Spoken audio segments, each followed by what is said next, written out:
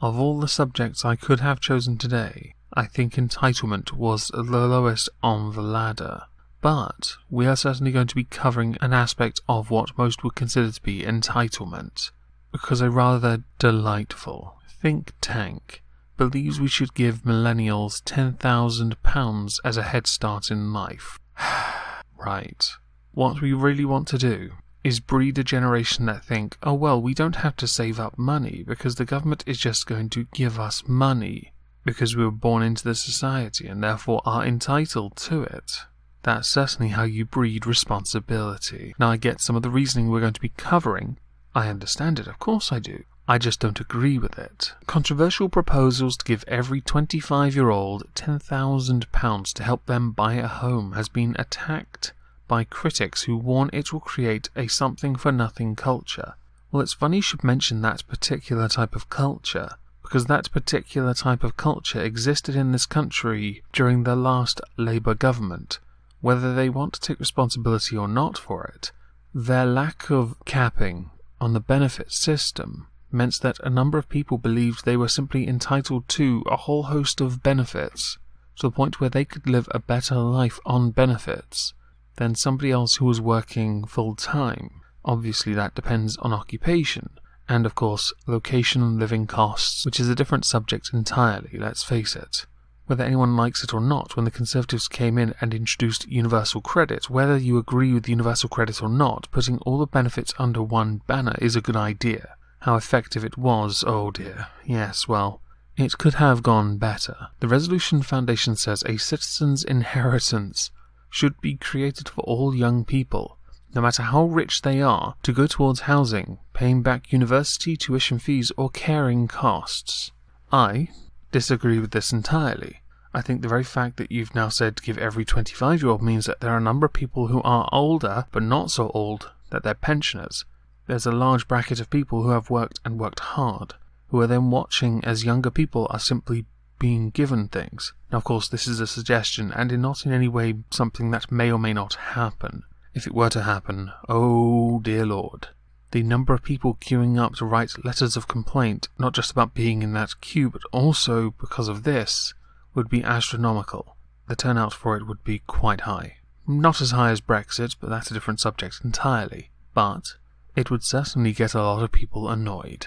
And if ever you want to annoy people, you certainly do it by giving other people stuff that they can't have themselves, because you want to give young people a head start even though technically the cut-off for what is considered a young person is 25, and deny people who are older by virtue of them being older the same financial benefit. Now I don't know how you would consider bankrolling such an idea, but I would surmise it would be through additional taxing, which in and of itself would be a bad idea. Yes, we have a budget surplus, but I firmly want to see that invested in, well, the NHS. That would be a wise move. Policing, perhaps, in certain areas where it is on the rise. But I do not see how you would raise the taxes without harming people's cost of living, which is actually a talking point in and of itself. One of my lovely patrons, #NutInLaura, suggested simply lowering the cost of living. Therefore, people wouldn't need this kind of money to be given to them, because they would then be able to afford to live within a certain boundary. Now, of course, this is again dependent on location and occupation, with quite a number of people who are living hand to mouth, not getting much of a choice in this.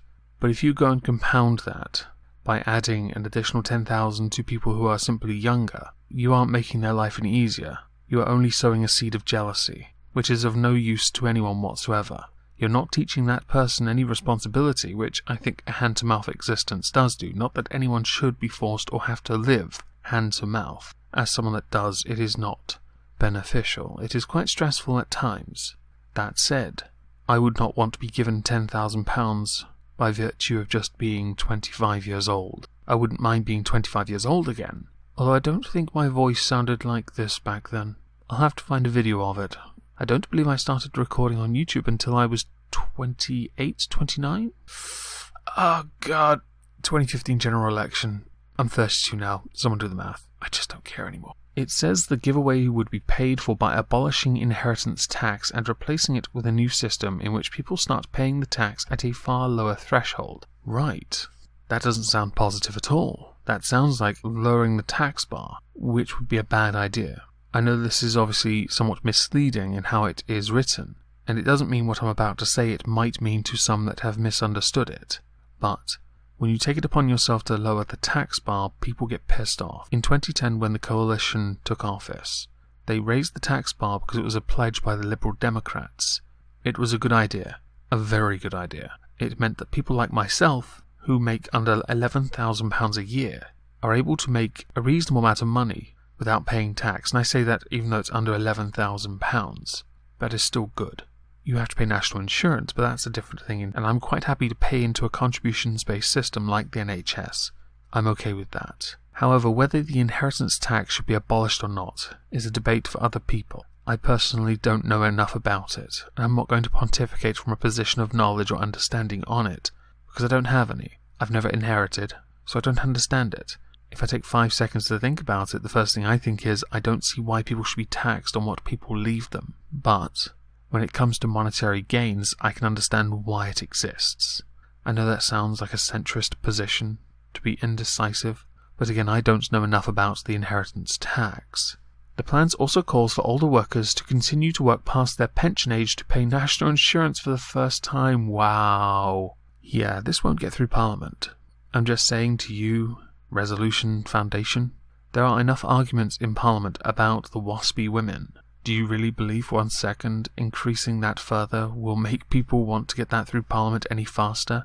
I can tell you the answer is no, and I would argue that we have already raised the retirement age, so I think it would be very poor taste to increase it further, and I think that would also be incredibly unfair to those that have worked very hard their entire lives to desire nothing more than to rest because they have earned it, to then hear that they're going to have to continue working, so some young millennials, because they are like woke, lit, and the next generation, deserve a £10,000 payout that you now have to pay for, along with chipping in extra money for the NHS and care systems because you're getting old and you should now pay for that even though you worked your entire life and paid for it to begin with. Am I making any sense yet? I think this is somewhat obvious, but when ideas like this are put forward, it should be debated. It's a terrible idea now that I've had enough time to look at this article for 4 paragraphs. Yeah, 4 paragraphs. Not even paragraphs really, are they? They're too short.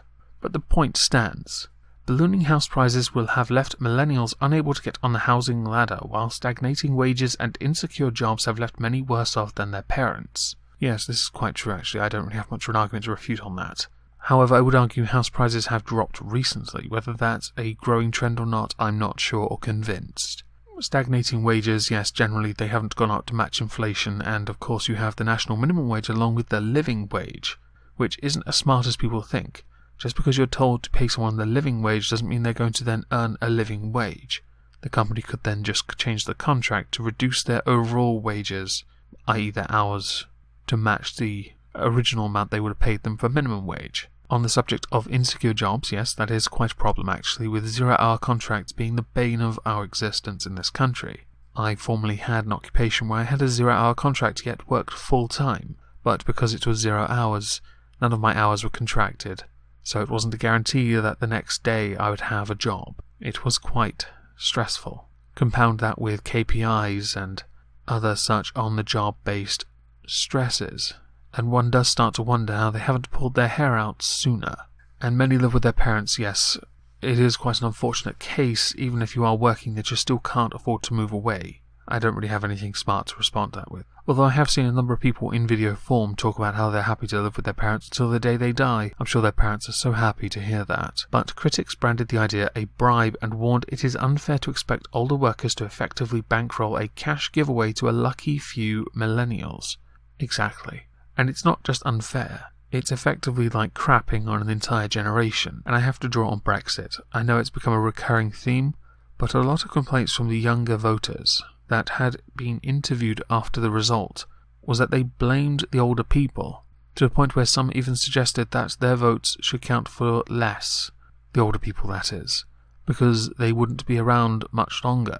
Do you really want to give already entitled millennials £10,000 when they talk about the generation that gave them the very world they live in with such disdain? They also warned it could backfire by increasing house prices and discouraging silver strivers to work after retirement age from keeping a job. Millennials welcomed the report, some I'm sure not all, but warned a £10,000 cash injection will still not be enough to get them onto the property ladder in most parts of the country. The average deposit is £20,000, rising to £80,000 in London. Then might I suggest instead, it may not get you onto the property ladder, but it might help you get a deposit to rent a place, so that you are then capable of doing the one thing that it appears you are completely incapable of doing, working hard. To quote Dwayne Johnson, blood, sweat, respect. You shed the first two, you earn the third. You don't get everywhere, or anywhere for that matter, by simply being given it. If someone gave you £10,000 and you said, give me more, I would think you were a Labour voter. Or, basically, Corbyn's left testicle, where he believes the sole solution to all the problems in this country is to simply spend money and not think about how it actually works. I hate to say this, but nuance is very important, and a £10,000 cash injection to most people is still good. If I was given £10,000, I think that would make me very happy. I would use it to get a deposit on a flat, and then I'd probably invest myself in my channel a little bit more, but also work on my contracts that I have away from YouTube. Look to maybe increase that, knowing that then I had my own home. It may not be a permanent home, probably contracted on an annual basis, but at least I had a roof over my head that was my own. I'm not so entitled to think that I should have enough money to buy a house. I have to earn that, right? I know this. And I think most people who are, well, actually woke, get it too. Now, accompanying this article are some rather interesting graphs, which include millennials which have secured lower rates of home ownership than their predecessors. That said, that's somewhat misleading. That does not account for the number of homes being built, which has been crap for quite a long time, to the point where I believe Labour once pledged to build one house for every one sold, but built one a year, or something ridiculous. Not that the Conservatives are doing much better, but I think they are doing better. And the second graph is home ownership for young families has fallen across the country. Of course, people can't afford to buy the houses, so that makes some sense, but then again, at the same time, we don't have the houses, which would bring up the subject of immigration if it was at all in any point, or at any point, relevant to the video, but it is kind of just not enough for me to devote any time past this to it. Tory MP Bim Afalami told Mail Online he does not like either policy. He said they are intellectually interesting but scratch the surface and I don't think they will work. They do not work at all. If we have a situation where everyone gets £10,000, the things people buy go up by £10,000. Prices will go up, but not by that much. I get the point though. I do get it. And everyone would get it, including people who don't need it. That strikes me as odd. Agreed? But of course this brings out the old Labour position of everyone should get it. Everyone should be entitled to it. It seems like a bad thing now that I've said it that way, but at the same time it is also a reckless thing. You have to think here, with our population, that's a lot of £10,000 being doled out to people from the age of 16 to 25, or basically anyone that's 25 in this country right now getting £10,000. And a lot of people complaining and possibly taking it to court that they not getting it because they're 26 is unfair, and I think courts might favour them. Might do. Now to finalise what I think about this, the whole premise does create a something for nothing culture. If anyone wants to get somewhere in life, you have to earn it. That's a fact. I think that's all I have to say on this, actually. That all aside, later on today at 10 PM GMT, I will be doing a Prime Minister's Questions Response stream on the Cthulhu-Kin and Friend show. It is linked in the description. The subject will be on the customs union and, of course, Trump's Iran deal pulling out thing. Yeah. So I hope everyone has a lovely day, and thank you all for listening. Omegon, I'm going to batter your prostate. Imagine my shock.